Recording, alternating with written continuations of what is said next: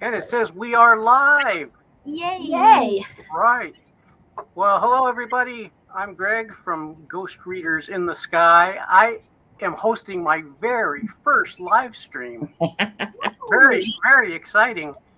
And we're here to talk about this book up there, this site. This book here, Ivanhoe. I can't figure out where to put it. There. Oh, there it is. I have a Kindle version. I have an old one. Oh, It's okay, it's I'll make upside it. down. All right. I'm just going to I'm going to check the comments here and see who's joined us. We have a few people. We do have an audience. Hooray! And then we'll move into introducing the crew here. So Oh, is there Pat we go. Yeah, we have. Let's see. Let me start at the beginning if I can figure out how to do this. So Cobalt Dragon, Elaine is here. Hello. Hi, Elaine.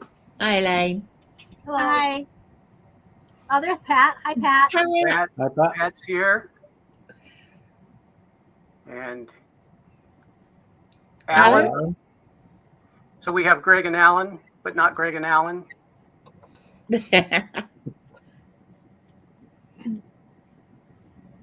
Okay, the toys are tapping. Stay.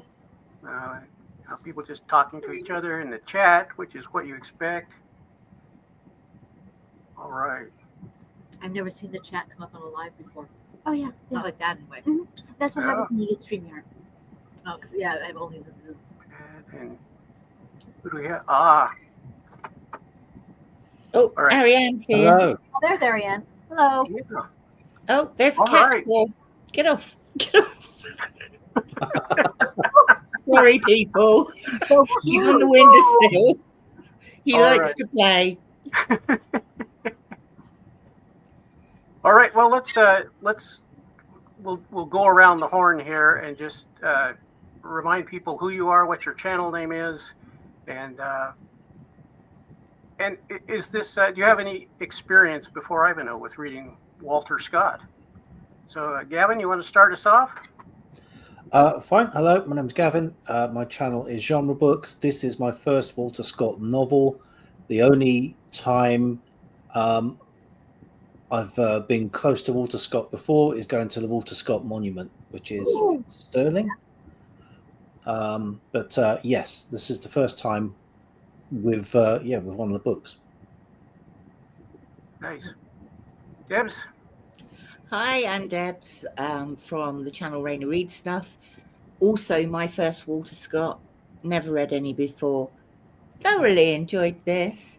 And my only link is that I live very near where all the action takes place. Oh, wow. Okay. Tahlia? Okay, so I didn't think to put our channels down here because we are two separate channels. Yeah. My name is Tahlia. My channel is Tahlia Nerds Out. This is my first Walter Scott book, but I first read a children's illustrated classic many, many years ago. So this is my second go around with this book, but as an adult version of it. So, yeah. And we kind of lived near the area. We visited Sherwood Forest when I was a kid. Well, we used to live in England, yes. I am Marlicia, and I'm from Marlicia's Meanderings.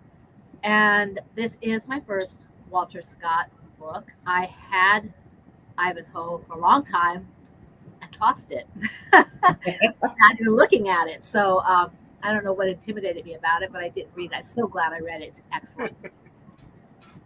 Yeah, and I have all the channels linked in the description here. So if you're not following, you can subscribe and watch all of us at various times. I read my first Walter Scott novel earlier this year, Waverly. So this was my second, and I don't know why I waited so long to get started. Mhm. All right. I actually had picked up Ivanhoe before you guys had done this because, like, oh, I remember it was so good. I need to read it again, and I was so excited when you guys ended up doing it along. I'm not going to be very careful about spoilers. I think when a book was written 211 years ago, there probably aren't a lot of spoilers left. I just think about that because Gavin spoiled Romeo and Juliet for me, and Sorry. You can't spoil Romeo and Juliet. Everyone knows Romeo and Juliet. that's what Gavin told me. All right. And then we do have somebody in the chat who is also part of our reading group, and I don't know.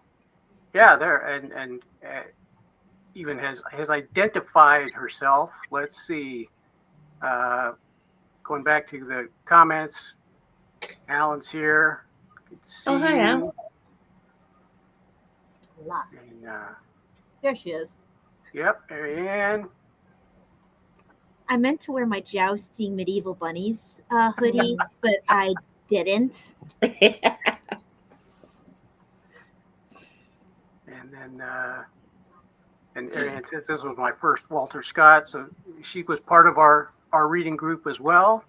And we did have another member who did not finish the book, and so decided not to join us today to be part of Team Rewatch, so that. So we didn't spoil it. We don't spoil Right, it for we them. don't- He'll be missed. Well, I think that's the Alan and Greg comment. Sorry, my television's just turned itself on. What is going on here? Spoilers in Arabian Nights. Things have got a mind of their own in this house. Are you being attacked? No, my television just turned itself on for some reason. You have a ghost. Poltergeist. Oh, spooky season, yeah. Yeah. Well, Well, you know, they did used to tell scary stories for Christmas. Not my favorite idea of a Christmas thing. well, I kind of wanted to start with the setting of this novel and what you thought about that. And Debs, maybe you want to start since you are closest to where the action takes place. I am. I love the setting. Sherwood Forest, obviously, is still there. Ashby de la Zouche, the castle has, well, it's seen better days now, but it's you can still recognize it as a castle. So I really enjoy books anyway that are set around places that I know. I have absolutely no doubt that it was much more countrified than it is now, less smog, fewer motorways, less traffic, but you did get a sense of place, I think, from Walter Scott's writing, and I enjoyed that a lot. It's one of those. We don't have many places like this left in the UK. But I remember the first time I was in the car and driving through Sherwood Forest, and it said, the sign comes up Sherwood Forest, and it's like, oh, this is it. Yes. I mean, you're not expecting to run into him, but it's It feels magical. connection. Yes, it does. It's quite atmospheric. I'm afraid seeing that tree in Sherwood Forest, the one that has all the supported branches. The major oak. Yeah. I'm afraid that as a young mother, I wanted to just climb up in that tree because it looks so darn inviting. And it's just Sherwood It really Forest does. is good, you know? Yeah. Of course I didn't, but this opportunity. It's like wanting to climb all over Stonehenge and things like that. You know, you see it and you do want to climb things. I do remember the ruins. Like, oh, yes. like around Thetford? I think they were around Thetford, right? Oh, all over the place. Greece and Edmonds. I was very young, so my memories are a bit patchy in areas. But yeah, I think he did a really great job with the settings. I mean, you could almost see the green and the forests and the. What I liked about it is, in spite of, because I tend to read a lot of mysteries and a lot of history, and English history is a personal favorite of mine. But I felt, in spite of any historical accuracy, he got the feeling so well of the era. Because usually I don't read historical fiction because they'll get the feeling wrong or they'll get the facts wrong, and I'd rather read the facts. But I felt that Walter Scott got the feeling so right that it almost didn't matter that he didn't get every fact right. It felt real. Well, I think he did something. I'm not a big description person. I like characterization and then plot after that. Description, give me the sketches, I'm usually okay. And I think if you remember, the first comment I said was there's a lot of description in here. Once I got used to his style, the description became like another player. It was absolutely beautifully done, absolutely gorgeously done. And the historical accuracy, he sort of covers himself on that in the introduction. Mm-hmm. He said, I'm not going to get all of this right, but this is, we'll just go with the feel of it, which... Well, folklore and fairy tale allows for that kind of playing, and that's what Robin Hood and Ivanhoe falls in that. That's what it is. It's folklore. It's fairy tale. It doesn't have to be all rooted in reality, but he does manage to get the feel of the era enough that even a picky person like me can really enjoy it. Because she'll tell you, I'll be like, oh, no, I can't stand that. It's wrong. I think that there are places where it actually feels like he's doing like they do in films sometimes, where they break that wall and they talk directly to the reader, and that's kind of interesting. I like that. Sometimes it can be jarring in other books if it's not done right. Example? But I can't think of an example right off the top of my head. You want me to read it? I don't have any glasses. I thought you were getting your... What's that? You look at it. What is this? Aren't these your glasses? You find it. I don't know what you're looking for. It's there are several areas where it just seemed like he's talking at you, and I can't remember. Is it like you sometimes see in Austen where they kind of, where the narrator kind of? Yes. Okay. I'm so used to older style classics that sometimes I don't remember when they do stuff like that. I don't know if I'll be able to find it. Well, I mean, you get a lot of that communication from the narrator through the humor. Yes. There isn't an awful lot of humor between the characters, with the arguable exception of Wamba, but it's his prying into their minds versus what they're saying. So Cedric always trying to sort of boost Athelstan as the pretender to the throne, and then just a description of Athelstan and what he's doing, sort of tucking into his second helping of dinner or whatever it is. Athelstan the unready. There was that bit in the when they're captured and Athelstan and Cedric are together waiting. They've been stuffed in a room in Debs castle, and they're waiting. And Cedric's giving this wonderful soliloquy on British history, and Athelstan keeps going, I'm a bit hungry. You think they're going to bring dinner? It was just hilarious. No. The other thing that I was so this is set during King Richard I, Lion-Hearted, Prince John. So we're late 12th century, right? Yeah, I think that's about correct. Yeah. There were several generations. I think it's like 2 or 3 generations after the Conqueror. I think it's 3 generations after the Conqueror. Yeah, it's about 130 years on. Yeah. So it's Richard I is 1189 to 1199, most of which he's never in the country. And he can't speak English. He only speaks French, which I always find it funny that in all the Robin Hood legends, it's like, oh, he's like the people's man. Man didn't speak English. Poetic license. I know. That's why. That's what I'm saying. I know it's wrong, but it's still great. So I was thinking about the way Scott used language as part of the culture, because he had, of course, he's telling it all in English to us, but he's talking about the difference between the Norman French and the Saxon, and and some Hebrew or Yiddish, and he uses those different languages as cultural markers, and I thought that was an interesting way to do that. He did that in Waverly as well. Okay. Well, what's interesting? Okay, so you bring up the Norman French and then the Saxon, and they mention I think it's early on, he mentions that there's this in between that will eventually develop as English, where it's the mingling of the cultures. It's mostly the older or the stubborn people like Cedric who will refuse to speak the in between language or speak the French because he only speaks the Saxon. It kind of points a bit to that culture a little bit, that not quite willing to look to what's actually coming.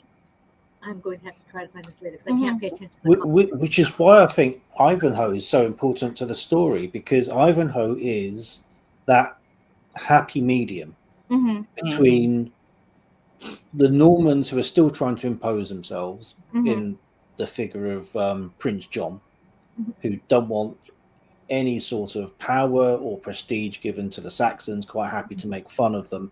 And then you have the old guard like Cedric, who is absolutely against, 130 years later, still trying to chuck the Normans out. And then you've got Ivanhoe, who retains his Saxon character but serves a Norman monarch. It's and yet also is ostracized by his own father. Yes. Because he's serving a Norman monarch. Well, also because of Rowena. He's fallen in love with Rowena. Do you think that in some ways Ivanhoe is not really, he's not as present as I expected him to be for it to be? No, he's really not. He really isn't. I mean, you could argue that it could be Rebecca's story or Wamba's story even, or the pig, the herder, the swine herder. Girth.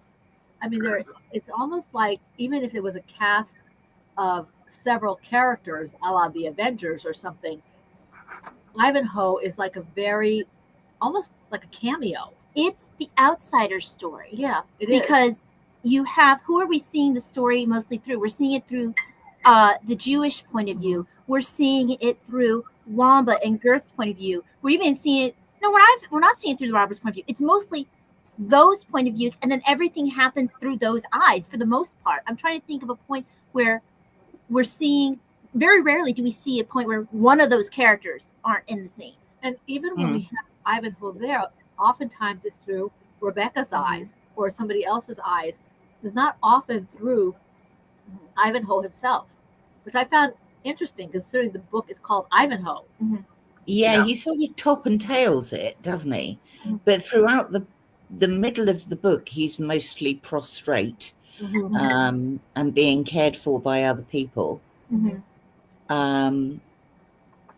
Yeah, it's interesting how little he has to do with the course of the book through the middle of it. Right. And even in getting injured, he hasn't really added anything to the story. He's got himself injured in a showpiece. Yeah. Which is, there's no real import to that, other than, it's very impressive, but yeah, what does he do to further anybody's cause? Well, and that's actually, it's a big point of that story. You mentioned the chivalry thing, and actually in a video I haven't yet posted for review because I wanted us to do this first before I post my review, I talk about the fact that this does focus a lot on chivalry, and it has a conversation about the dark side of chivalry and about actually how what we think of chivalry isn't what chivalry was then. Chivalry was actually a rather violent thing. And also somewhat selfish. Yes, absolutely. And that it was about glory. It was about controlled violence, or attempt to control violence. Talk about Richard, doing his thing, and he's a king, and his people are suffering because he wants to go do his thing, And I don't know anything about Richard, or not as much as I should know about Richard, but that's fairly accurate. Just from what I'm reading. I'm gonna jump into the comments, and then we'll come back and talk some more about the characters. We have a celebrity with us, Michael K. Vaughn. Oh. Wow! Hi, Michael. One of my favorites. There's a hi, Michael. Ariana says I absolutely love the descriptions. I'm the same way.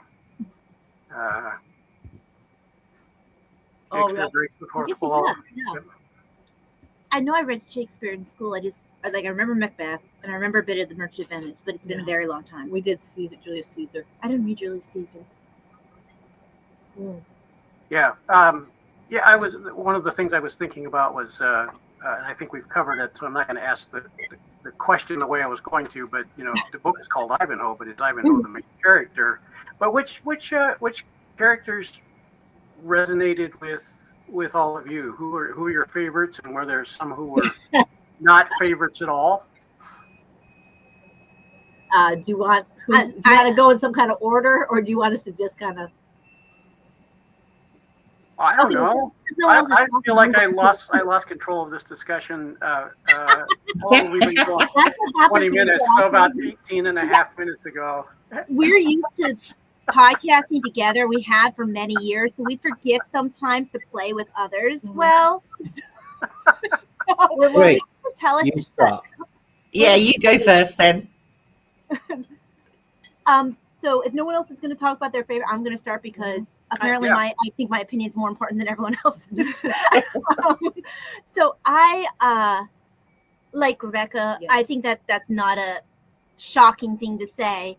Actually, pretty much it's the ones that I've already mentioned. It's kind of being the outcast. They're getting the attention. The Wamba, I think his name's Girth, Yes. and then Rebecca.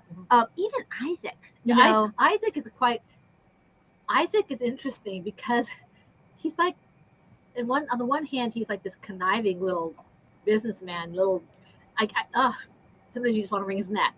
But another times, his love for his daughter and everything. And the funny thing about it is you see this struggle. He wants to do what's best for his daughter. And he's like, but money, but and I think he's a very complex character, and I enjoyed reading about him. He's not necessarily my favorite. Rebecca's my favorite, and Wamba. I love Wamba. But the culture created Isaac because the culture created them all. I know, but I mean, think about it this way. When you have a culture, the main thing you offer to it is your money, and that's really your main source of any sort of security.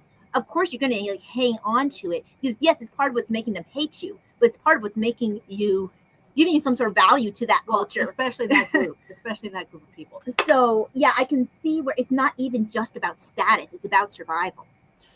But it's the only kind of power you can have as a Jew, certainly then, because you were not allowed to own property, and you had no state because obviously they're all fighting over that in the Crusades, which is what the book's all about. I found Scott was trying to ride two horses at the same time with this because he's trying to make sympathetic characters, and yet in his description of Isaac and how Isaac acts, he sort of undermines that. And in the epigrams of the chapters, he uses the Merchant of Venice. He uses a speech from Shylock. He uses Barabbas from the Jew of Malta, and even Marlicia, like you say, he loves his daughter, and he does. But at one point, he's saying, I want to rescue her, and I will pay handsomely to get her back, but not if she's damaged goods. Yeah. Which is, that's not unconditional love. No. I think that's a way of protecting her, though. Maybe, Gavin. Maybe it's a way of protecting her. But I agree. That is not unconditional love if that's the only reason. I guess it depends on how he's saying. If he's saying he'll pay less for her if she's damaged goods, or if he's saying you won't get paid at all, so you better take care of her, kind of thing. It all depends on what is intended behind that statement. Now, I'm wondering if the narrator, because since the narrative voice is a part of the story, can you think maybe we are dealing with a narrator who they're not a Jew themselves? Pretend that the narrator is actually a person. This is from a Christian point of view at that time period. So while they're trying to give the point of view of an Isaac, it's still going to be tinted with that bias of the other characters. Now, that might be me putting something onto it, but I think that could be something. And I do like the fact that the characters that you're supposed to like, who are the Christians, are allowed to show that era-accurate disdain, even while they're trying to be charitable. I appreciated that. Debs, did you have favorites?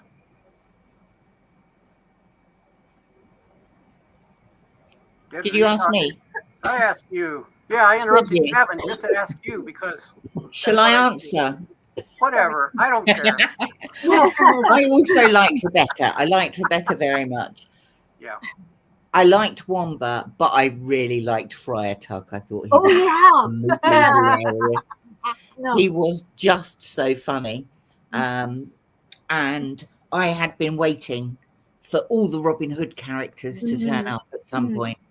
And Friar Tuck, I think, was the best of the three that Scott drew in this book. I thought he was great. He was excellent. He was so funny. I don't remember seeing Little John. We didn't see. We didn't see He him. was in Scotland, apparently, But he on was another little. mission. Orders. Yep. How can you Yeah. not have Little John? But Yeah. I was kind of sad that they kept mentioning Alan Adale, and they mentioned him like I think he showed up toward the end He briefly. I would like to have seen more of him. Yeah. More characterization of him. Yeah. I had this kind of commercialized view based on Robin Hood of Alan Adale. I would kind of like to know what he really might have been like. You can read some of my Robin Hood books, Mom, that I just got. All right. Any other thoughts about characters before we move on to the next? I'm going to stick up for Athelstan. Oh, No, he's always hungry. well. He's got maybe, his maybe faults, Gavin agrees with that. but his heart's in the right place. I think throughout all of it. His Parted through his stomach. when Cedric is still trying to put him on the throne, he's just like, no, let's move on from this, and pledges his allegiance. Yeah. You go through the first half of the book thinking, he's always too slow to act and all of this, and then he sort of makes that what you think at the time is a sacrifice to save Rebecca, even though he might think it's Rowena at the time. But he puts his money where his mouth is. He doesn't say an awful lot, but when he does it, it's usually to good effect. I mean, he's there for comedy as well, and at the end, it does get a little bit ridiculous. I do have a question before we move on about. I can't remember the name of the character because some of them are very close. It's the one who was so taken with Rebecca. I found him intriguing because he had this. Oh, you're talking about the Templar. Ryan, That's a Templar. yeah. He. It was like he. Dubois de Gilbert. That's him. Yeah. He was almost at war within himself, and I found him a very interesting character because of that. I would have liked to have seen more of him, more of what made him the way he was, because I would think, and I don't know a whole lot about the Templars. I'd like to learn. I have a book somewhere about them, about why he was even attracted to Rebecca, considering the mindset of everybody there and the way everybody felt about Jews. Dan Jones wrote a very good book on the Templars. Dan Jones, yeah, I think I have that. But yeah, but just be curious what you felt about his character. I mean, It's hard for me to have much sympathy for him, even thinking about the times and everything else. It's I'm still going to. I love you, so I'm going to carry you away. Yeah, Yeah. And I'm not going to to lock you in a room until you agree to love me back. right. Because then you have to argue this is more of a lust than it is a love. Right. A force issue. Because even though he was willing to tank his career to have her, you do wonder once he has what he wants, how long would it be before he tires him? And he also is very changeable. I mean, he decides to do one thing, to the quote unquote honorable thing, and then he talks to the guy who comes in with that head of the order, and he changes his mind. I mean, he changes his mind on a dime. But even before we get there, she has made it very, very clear that she wants absolutely nothing to do with it. She tried to jump out a window. Yeah. So nothing he does after that is honourable. No, No. absolutely not. It's all It is. self-satisfying. So yeah, I wasn't very impressed with him really. I wasn't. I was more interested in his inner struggle because it seemed like there was somebody kind of trying to get out but could never manage it. Yeah, I just thought it was a shame she didn't punch him and bring him to his senses. Mm-hmm. I think that might have helped. Rebecca, I found, of the Scott lists the at least in my edition as the most important characters at the front of the book, and there are about 20 of them, and just 2 are women, and yet both Rebecca and Rowena are. I think show as much strength and independence as women could at the time. You see them both trying to drive their own destiny as much as possible, and kind of drawing some boundaries of I'm not going to live on these terms. I thought both of them were intriguing for different reasons, because they certainly were in different circumstances. But I thought both of those were drawn really well. Yeah. No, I agree that both of them, because you have Rowena, who is, well, she's actually kind of used to commanding everyone in her circle. It was more of a shock when suddenly there's someone who doesn't listen to what she wants. Yeah. It's completely shock to her system, where you have Rebecca, who's used to nobody listening to her, but is still very and you strong. You see that where Rowena breaks down. Yes, and that was the scene I was thinking Rebecca of. does not break down, at least not in the presence of anybody. Yeah. Ariane says Friar Tuck was her favorite, but also considering the time it was written, Scott did a wonderful job with both women. I think that's. I agree. Doesn't Scott generally do so? Because isn't Waverly another female-centric, or is it Heart of Midlothian? One of his other ones are very female-centric, I believe.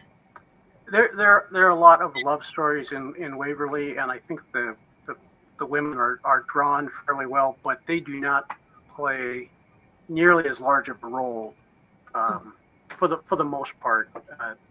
They're good characters. They do not seem to be flat or stereotypical, but they're just not, because it's really about, well, there's a love story. It's really about the Jacobite rebellion, and the women are not fighting in the rebellion. In this, I like the way that Scott showed what Rebecca's fate could have been in the shape of Ulrika. Yes. Yes. Yes. Here's someone who's been carried off and kept forever, and has been used, abused, and is now going to bring down the downfall of those who have done that to her. Mm-hmm. Yeah. She shows what can happen when you let the revenge and the bitterness have bridled play in your life. And of course, no one can say that, you can't really judge her because of what she suffered. But it's definitely something that you say, yeah, Rebecca or Rowena, either one of them could end up like that. Mm-hmm. Yeah. Ulrika's suffered what Cedric pretends that he suffered. Mm-hmm. Yeah. I mean, Cedric has kept his lands, he's kept his titles, he's still, the big cheese in his area.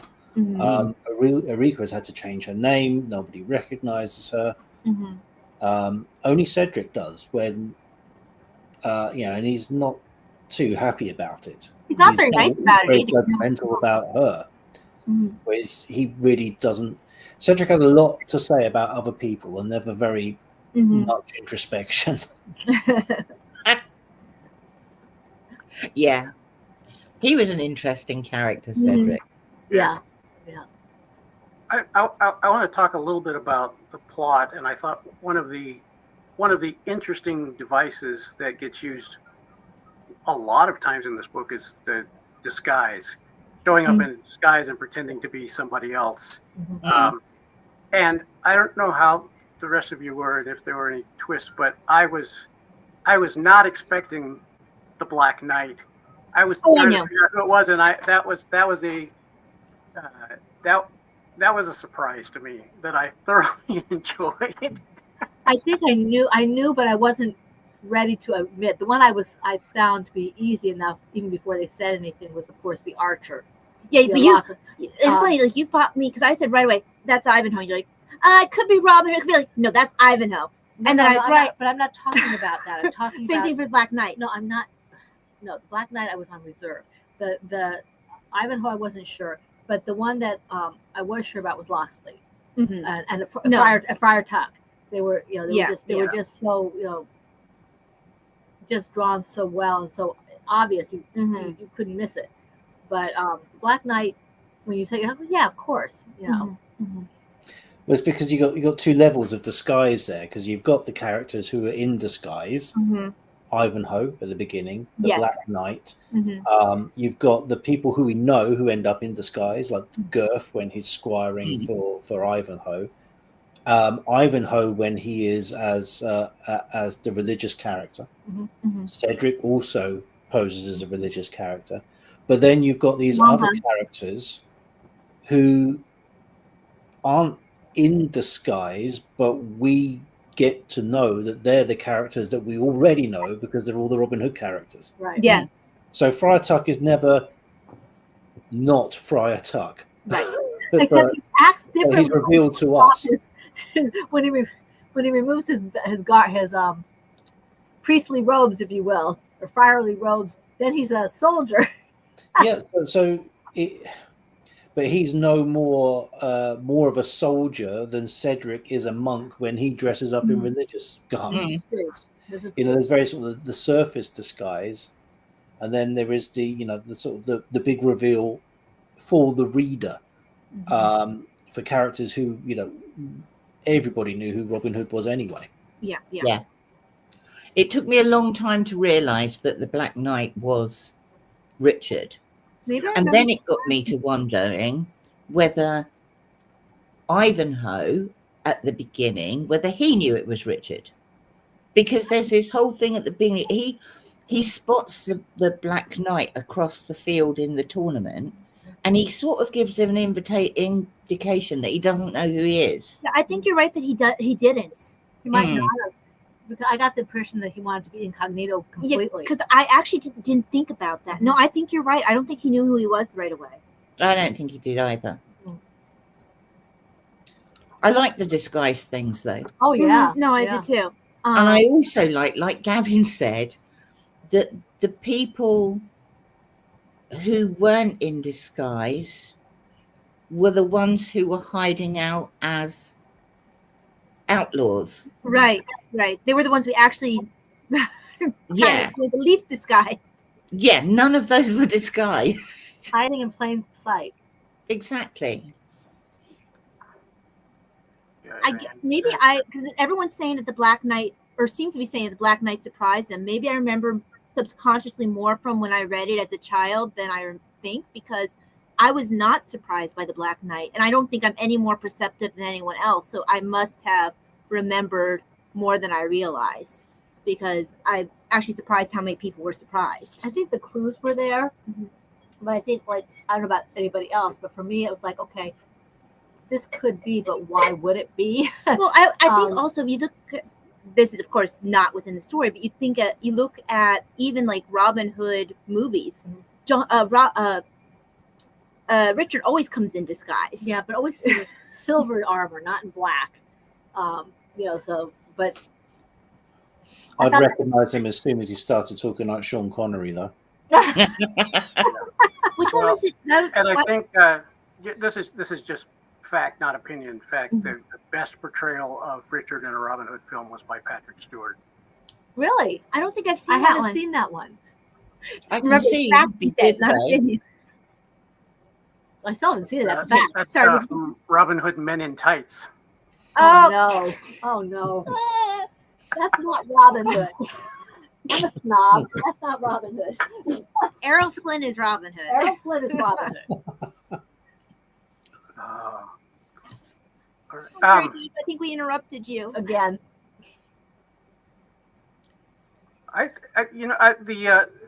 One of the things I was thinking, we talked some in our discussion group about some of how Scott wrote the action sequences, and I know I mentioned I was a bit disappointed with the first jousting scene, although I thought things got they got much better, much more detailed, much more of what I was expecting from a good old fight scene. How did the rest of you feel about the way he wrote action? I have my mouth full. I think that action, you have to be careful how much description. I think it could be, to me, action is kind of like description. I can get just very sketchy kind of, if you think of like a line drawing that just has the lines and you get the idea. Because I think if you have too much, it takes away the imagination. But Well, also, I feel like the action has to serve the character Yeah, and the story. So I think there's a fine line to walk between too much action where it almost is a distraction. I liked the action, but I think also, the focus was very much on the different characters' points of view. So that's why I really didn't, it wasn't action for action's sake.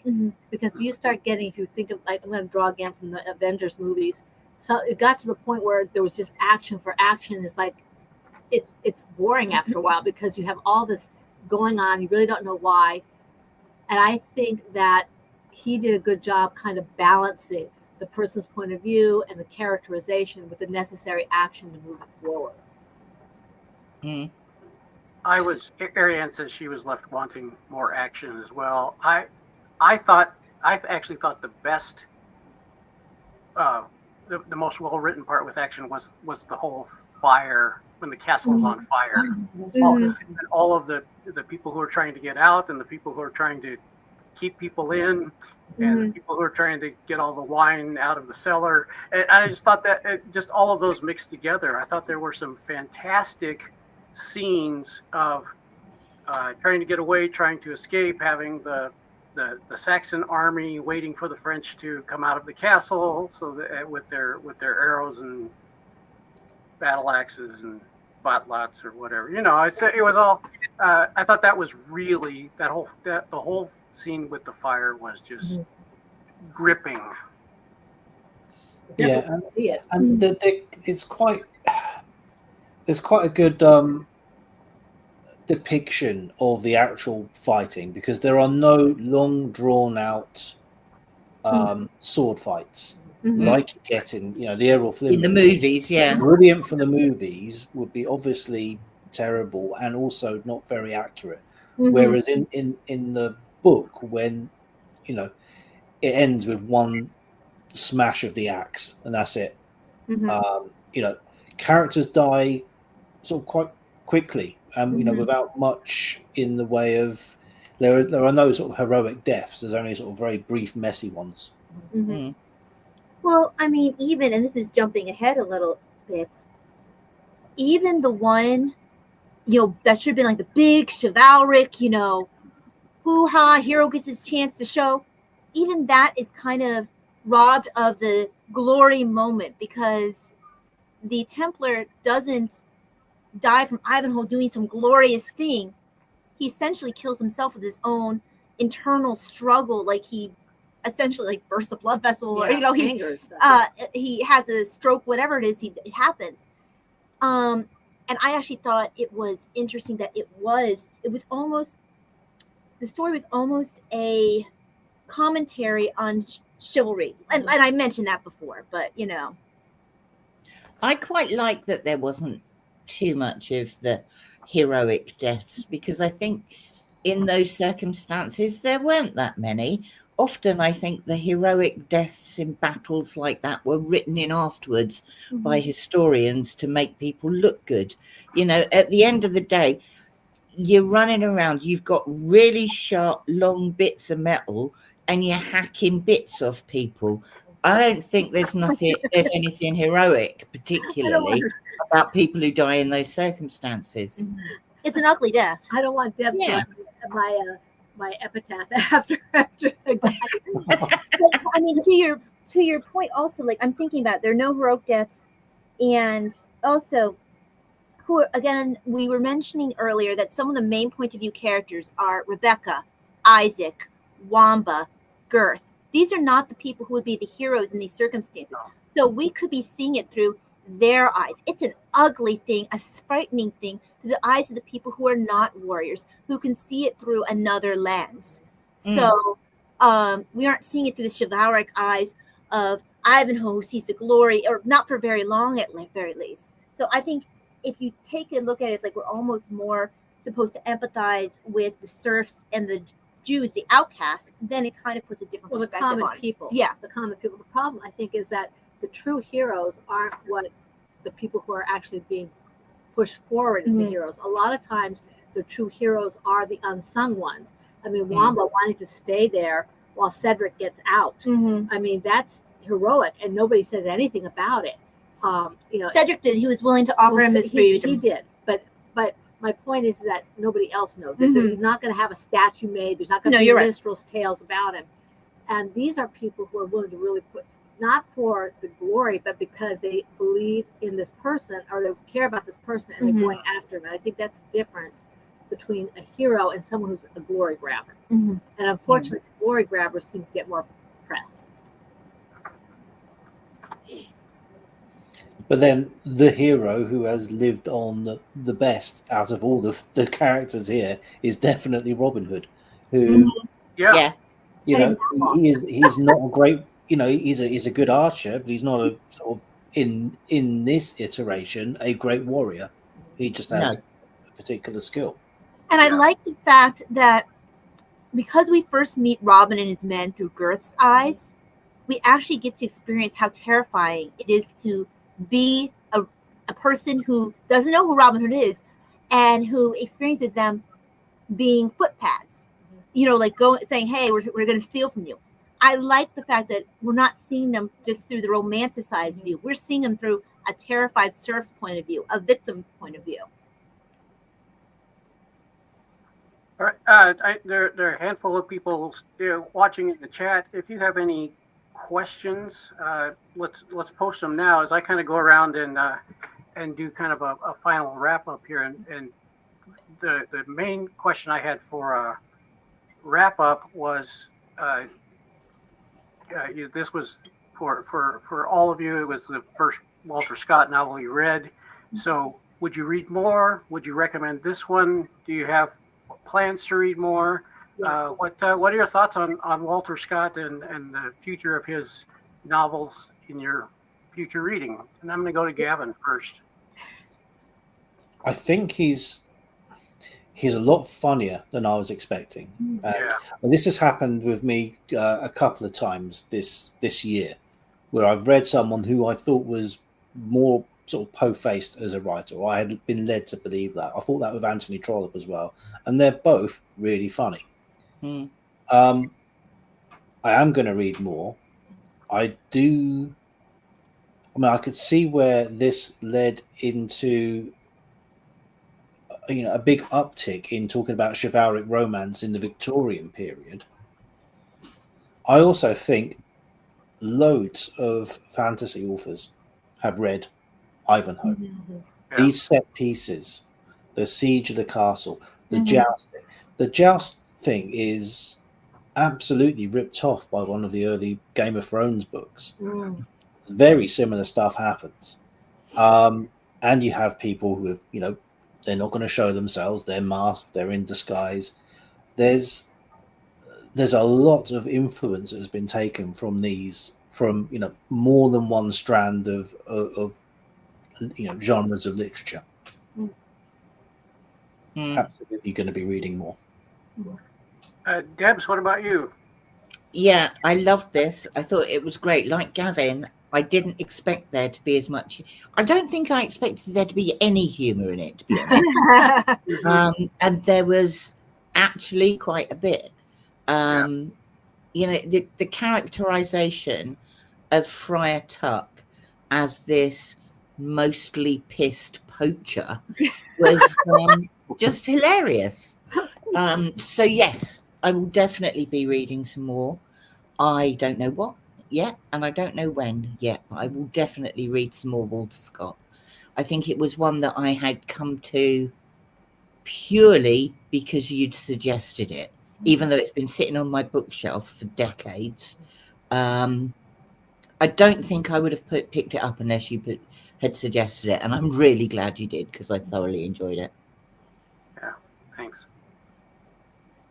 Tahlia? So yes, absolutely, because this was something I was already intending to read. I actually just picked it up this year, but I almost didn't join the read along. It's like, oh, I don't have time, and she wanted to talk about it, so she bugged me, and I joined like a week late. I do not. But I don't bug. I do want to read more Walter Scott. I've picked up Rob Roy, I think it's called, and I have a couple of others, and I haven't read any of them, so I'm definitely going to read more. And I see that Ariane says she wants to read more in 2026. Me too. Okay, yes, put it Yes this, to all the things. Put it this way.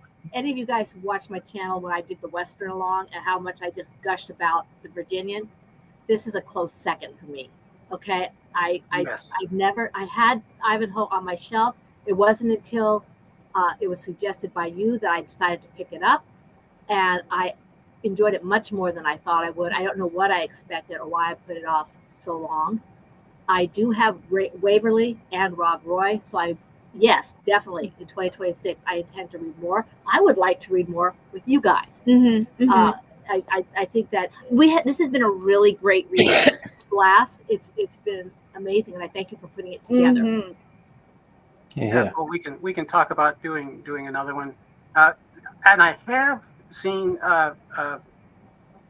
different people who've talked about the Virginian as really just being the nightly sagas, as done by Walter Scott and others, moved to the American West. I need to really about a knight errant. I love the Virginian. So I think that's a great. It's a fun comparison to say, all Owen Wister did, not all he did, but one of the big things Owen Wister did was take a trope that already existed and completely change the time and the place, but still a nice story. And I think Rob Roy is kind of next on my list, just because it's kind of the next one that is, as far as the popular ones. That was kind of one I was eyeballing too. And that one's still in Penguin Classics, as opposed to some others that were dropped.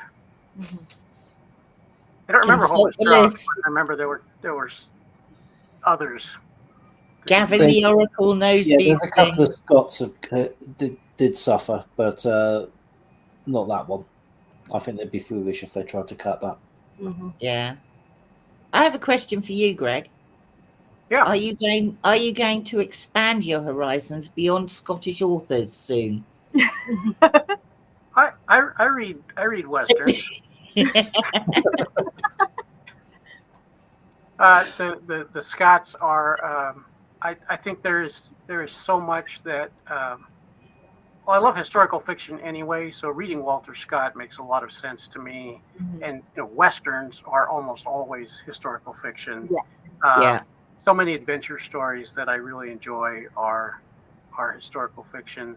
I was also thinking. I was thinking about in the disguises when all you got to do is put on a robe with a hood and you look like a friar. You know how much easier espionage was back in the 12th century than it is today.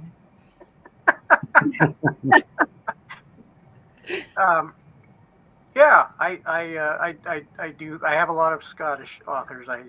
Robert Louis Stevenson is one of my favorites, but I'm going to continue to read Jack London and Willa Cather and and Owen Wister and all and of course the Zane Grey, Louis L'Amour, Max Brand. I will never stop.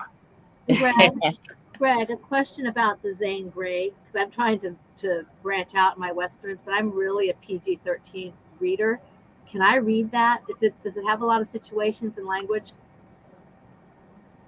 No, I would say Zane Grey is pretty. Maybe not even all the way up to PG-13. His romance is it is very romantic, but there's really not.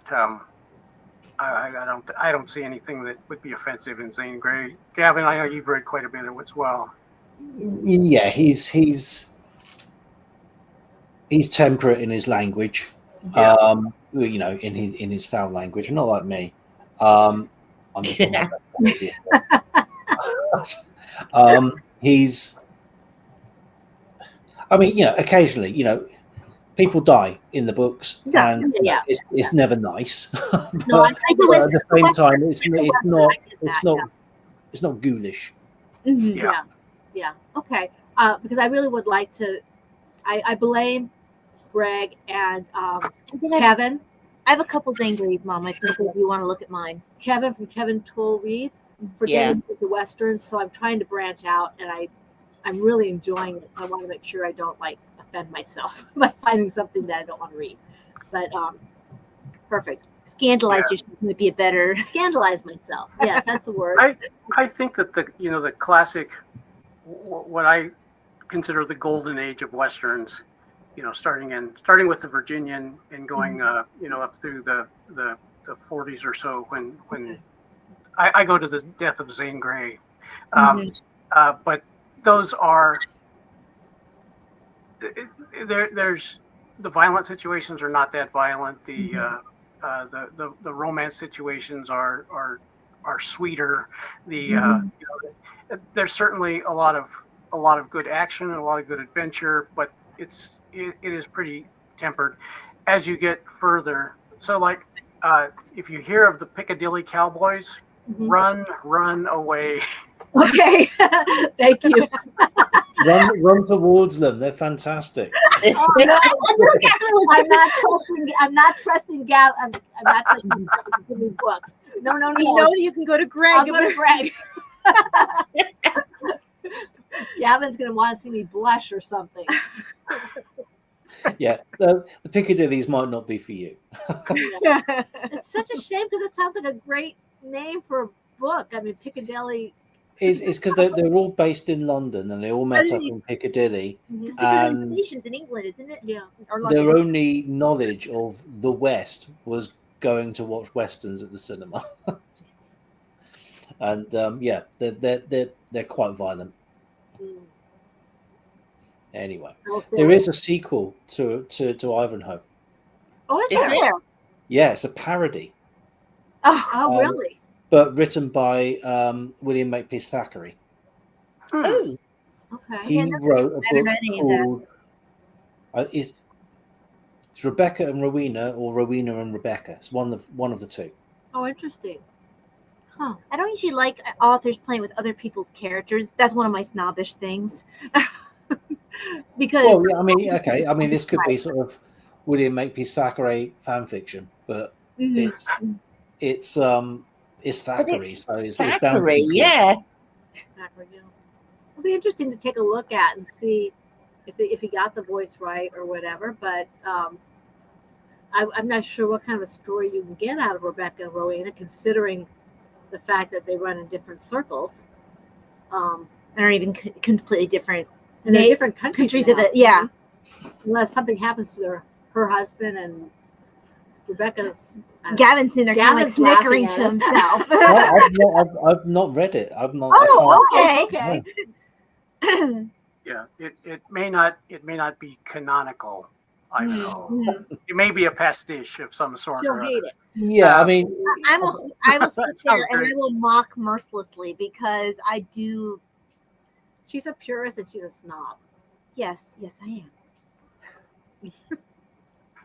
All right. Well, thank you very much. This was a really fun reading group, and yeah, I think we may just keep this group together, and we'll add others. And if we decide to find a time in 2026 to read Rob Roy or something else, I think that would be great.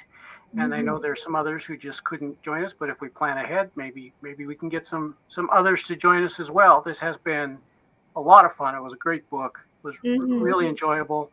I would, of the two that I've read, I would stack Waverly just a little bit higher, but I think that's really more about setting than it is, because it's Scotland, it's the Jacobite Rebellion, it's a time in history that I'm really interested in anyway. Well, I understand he's more accurate in his Scottish for. Well, I just put an accent for Scottish in his because he's more familiar with the history. That's why I understand him. That's what the commentary told me. Yeah. Greg, He spent the bulk of his life in Scotland. He was he himself was started Presbyterian, was a clerk of session and a member of General Assembly and all the big Presbyterian stuff, and then he switched to the Scottish Episcopal Church. But he was always Protestant, and I would think that probably lended some. There's probably some bias there that just exists in looking at the Knights Templar and the Crusades, and most likely there's a little bit of some of his Protestant feelings go over. Now, Greg, you wouldn't most likely reread Waverly right away. So if Ty and I decide to start with Waverly, we would still be able to hop on whatever. I personally would want to wait Waverly until we're finished with everything with everybody else. Waverly will be there. I want to read more. I want to read more. Okay. Never mind. All right. Well, thank you very much. This was a lot of fun, and Gavin, thanks for the help on getting the StreamYard. It's not Stream Duck, even though there's a duck in the corner. It's not called Stream Duck. I learned that. Why is there a duck? Just to confuse me, so that when I look up Stream Duck on the internet, Google doesn't know what I'm I just want to know what you found. I'm shocked no one else I has wanted to looked read a Stream Duck. Yeah. So thanks everybody. I think we Thank had great you. conversations in our group, and this was certainly a lot of fun. And quite a few people joined in, and I think I already have heard from quite a few people who said they will be on Team Rewatch. So thanks everybody for being part of this, and we'll see you another time. Thank you for setting it up. you. It was fun. Bye. Bye bye. Bye.